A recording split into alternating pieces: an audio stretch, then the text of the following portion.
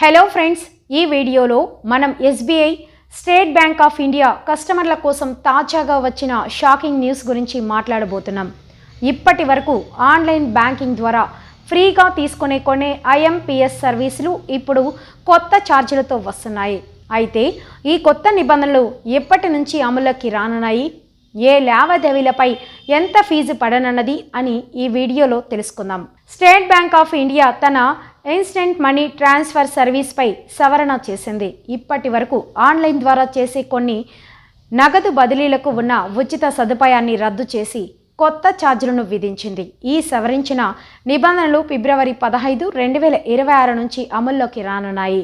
ప్రధానంగా పెద్ద విలువైన లావాదేవీలకు net banking, YONO app, mobile banking వంటి డిజిటల్ ఛానల్లో ఫీజులు వర్తిస్తాయి. కొత్త ఛార్జీల వివరాలు ఇలా ఉన్నాయి.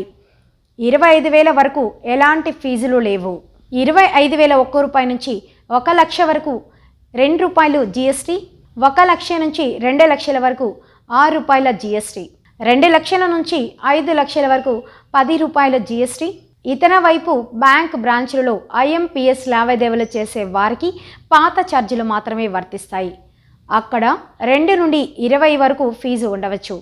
కొన్ని ప్రత్యేక ఖాతాదారులు, ముఖ్యంగా defence, central government, railway, police విభాగాల శాలరీ అకౌంట్లు మరియు ఎస్బీఐ రీస్టేట్ ఖాతాదారులకు ఈ సేవలు ఫ్రీగా కొనసాగుతాయి. నిపుణుల అభిప్రాయం ప్రకారం ఇది డిజిటల్ లావాదేవీలను ప్రోత్సహిస్తూ అధిక విలువల ట్రాన్సాక్షన్లపై తక్కువ మొత్తంలో ఫీజు వసూలు చేయడం ద్వారా బ్యాంకు సేవలను మెరుగుపరుస్తుంది. ఎస్బీఐ కస్టమర్లు ఫిబ్రవరి 15కి ముందుగా తమ అత్యవసర లేదా భారీ లావాదేవీలను పూర్తి చేయడం ద్వారా కొత్త ఛార్జీల భారం నుంచి తప్పించుకోవచ్చు.